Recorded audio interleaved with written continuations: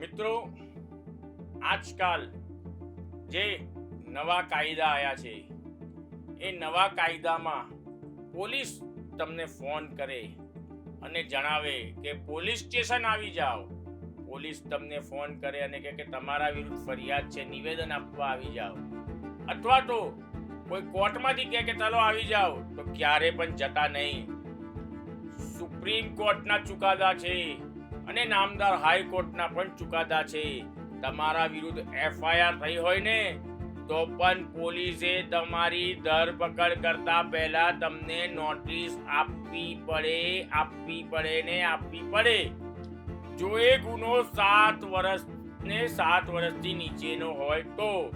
મેં હમણાં જ 1,36,00,000 રૂપિયાના કેસમાં આગોતરા જામીન મેળવી વડોદરાની ડિસ્ટ્રિક્ટ કોર્ટમાંથી.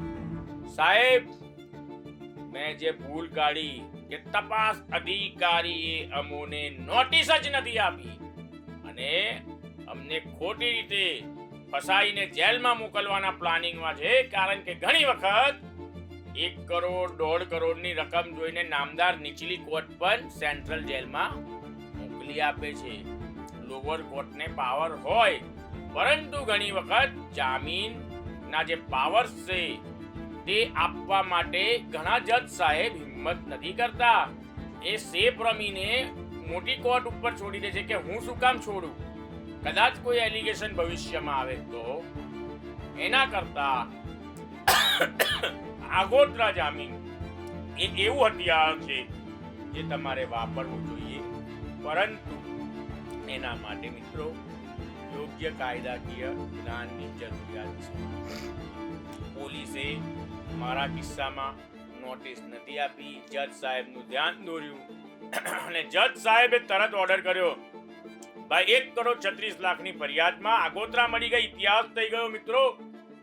આટલી મોટી રકમમાં આગોતરા લઈને હાજર થઈને 2 કલાકમાં મેં બેલ આઉટ થઈને ઘેર પાછા.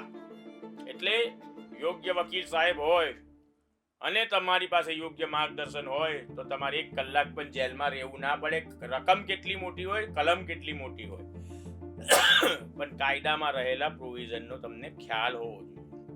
ગૂગલ ને ચેટ જીપીટી થી નહીં, યોગ્ય વકીલ સાહેબ પાસે જવાથી જ માર્ગદર્શન મળશે.